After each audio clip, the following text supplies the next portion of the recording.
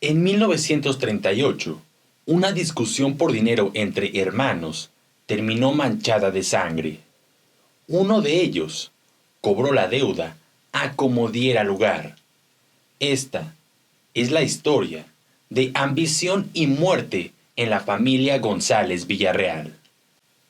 Después de una discusión sobre intereses comunes, el señor Filiberto González Villarreal mató a su hermano, Mauro, luego de que éste, supuestamente amenazándolo con una pistola y en estado de ebriedad, le exigió la liquidación de cuentas. El caso fue conocido inicialmente como un delito que fue encubierto como suicidio.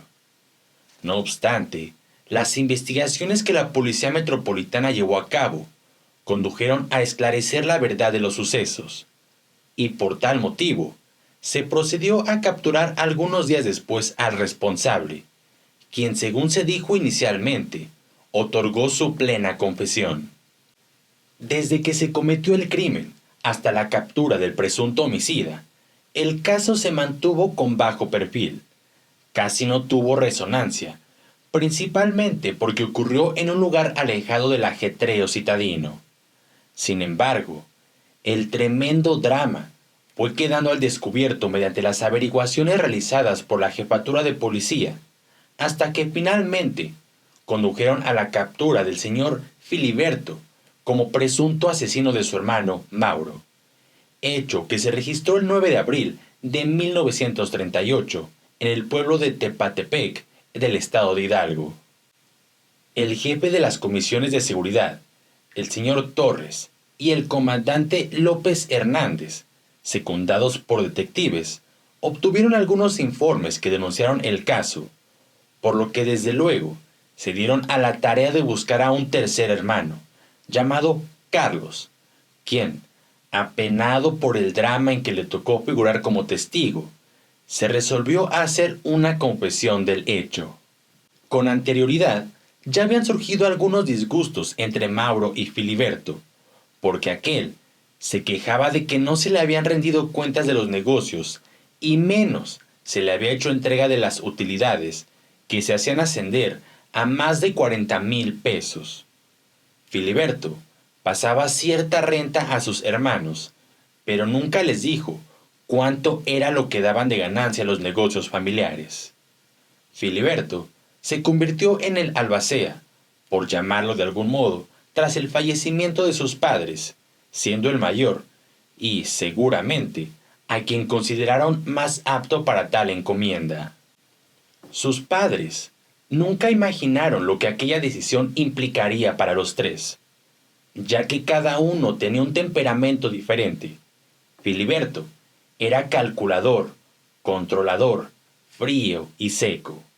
Carlos, el menor, tenía demasiada inseguridad para emprender cualquier acto, y siempre estaba bajo el cobijo, generalmente de Filiberto, quien la mayoría del tiempo le decía qué hacer, en tanto que Mauro era el más inclinado a los placeres, le gustaba divertirse, aunque era consciente de que el manejo que llevaba su hermano sobre los negocios parecía turbio, ya que no los dejaba intervenir ni les rendía cuentas claras, quizá pensando que al pasarles cierta cantidad de dinero, regularmente los mantendría tranquilos.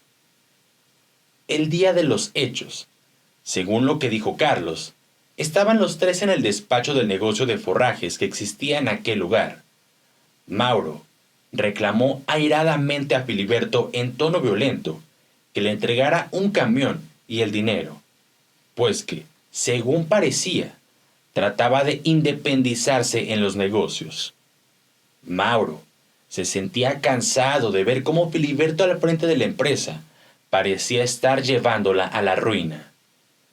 Algo que no sabían los demás, pero Mauro sí, es que Filiberto estaba lleno de deudas, debido a que su hermano gastaba más de lo que ganaba. De pronto, parecía como si se hubiera acostumbrado a una vida de lujos y placeres, de la vida nocturna y el despilfarre en cuestiones efímeras. Un día, Mauro pensó que se quedarían en bancarrota por culpa de Filiberto, y él, que también gustaba de las mismas delicias que su hermano, no toleraba ver cómo se esfumaba la mina de oro. De acuerdo con la versión del hermano menor de los González Villarreal, Mauro llegó temprano el día de los hechos, hecho polvo por el alcohol que había ingerido, y fue conducido hasta la finca en un taxi. Solo una persona, que no estaba en sus 5 sentidos, sabía de la existencia del Belis donde había un arma. Para los agentes, aquella versión apuntaba a que Mauro habría planeado todo con antelación, desde llevar antes una maleta y ocultar dentro una pistola para amenazar a su hermano el día que se reunieran. Aparentemente, algo posible, pero lejos de toda lógica.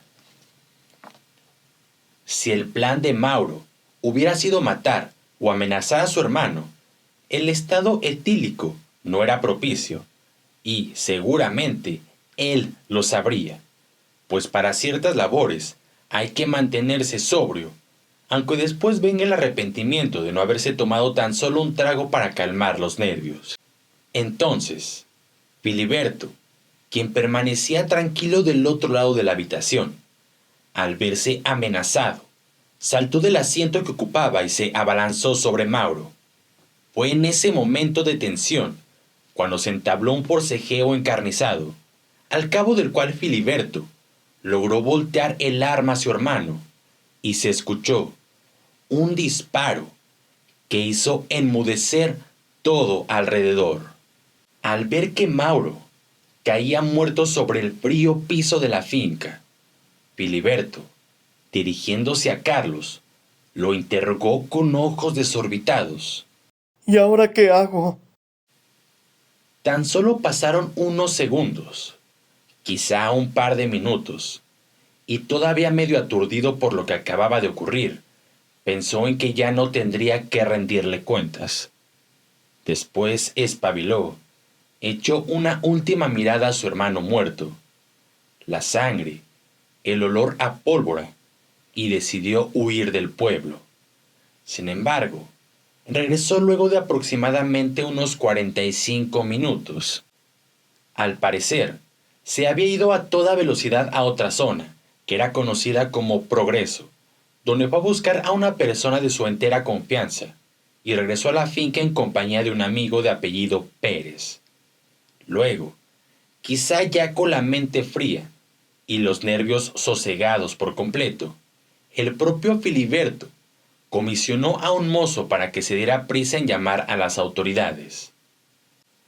Pero para ese momento, ya había manipulado la escena del crimen y el arma homicida, la cual colocó en la diestra del cadáver.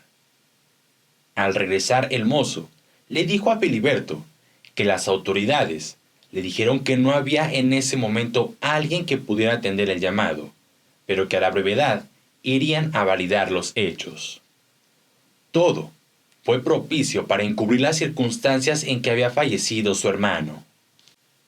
Filiberto trató de esperar un tiempo para ver si aparecía alguna autoridad competente, pero al ver que nadie acudía, decidió llevar aquel inanimado cuerpo a la cabecera del distrito de Actopan, donde refirió que su hermano se había suicidado y que había dado aviso a las autoridades, pero que nadie había acudido.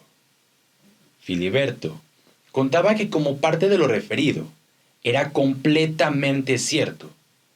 Los responsables de Actopan creerían todo cuanto les dijera. Algo muy curioso que refirió Carlos fue el hecho de que cuando Filiberto regresó con su amigo, ya se habían cambiado de ropas e incluso parecía como si se hubiera bañado. Luego de llenar algunos papeles oficiales y cubrir ciertas formalidades burocráticas, Filiberto recogió el cadáver de su hermano. Únicamente presentaba un orificio de entrada del proyectil en la sien derecha. Filiberto continuó fingiendo que todo se había tratado de un mortal accidente y decidió llevar el cuerpo de su hermano a la Ciudad de México para llevar a cabo el sepelio en el Panteón Civil, donde acudieron sus demás parientes y amigos. Una vez que el comandante Torres y el comandante López Hernández terminaron de escuchar la verdad que Carlos les refirió sobre el tremendo drama, aprendieron a Filiberto en su casa de la calle de Orizaba, donde también, y dentro de un escritorio, se recogió la pistola con la que se cometió el crimen. Durante 5 horas, Filiberto sostuvo enérgicamente la versión del suicidio, pero cuando supo que su hermano Carlos había dicho la verdad, terminó por confesar el verdadero papel que desempeñó en el homicidio de su hermano. En sus declaraciones, Filiberto aseguró que si obró en esa forma, fue porque vio su vida amenazada de muerte. El hermano, abatido, trataba de esquivar todo interrogatorio, asegurando que él, más que nadie, lamentaba el trágico desenlace que tuvo el disgusto con su hermano, habiendo pasado por un verdadero calvario durante todo el tiempo que el crimen quedó en secreto. Los hermanos González Villarreal dijeron que la jefatura de policía aún palpitaba el alma de Mauro, quien desde el más allá los acusaba. No obstante, afirmaron haber sido sujetos a tormentos como coacción para obtener una declaración de culpabilidad, dichos de los cuales la policía se defendió. Pese a que el caso dejó de estar presente en las primeras páginas de la prensa, se tuvo conocimiento de que los hermanos quedaron libres debido a la presión que ejercieron tanto las autoridades como los medios respecto a los malos tratos que los agentes supuestamente les infligieron. Un año más tarde, la Policía Judicial del Distrito ordenó la captura del rico hacendado Filiberto González Villarreal, sobre quien pesaba todavía en ese entonces el cargo de haber dado muerto a su propio hermano. Filiberto González estuvo detenido en la jefatura de policía, donde, según declaró, fue sometido a tormentos en forma inhumana por algunos agentes, pero quienes no lograron hacerlo con pesar de haber matado a su hermano Mauro.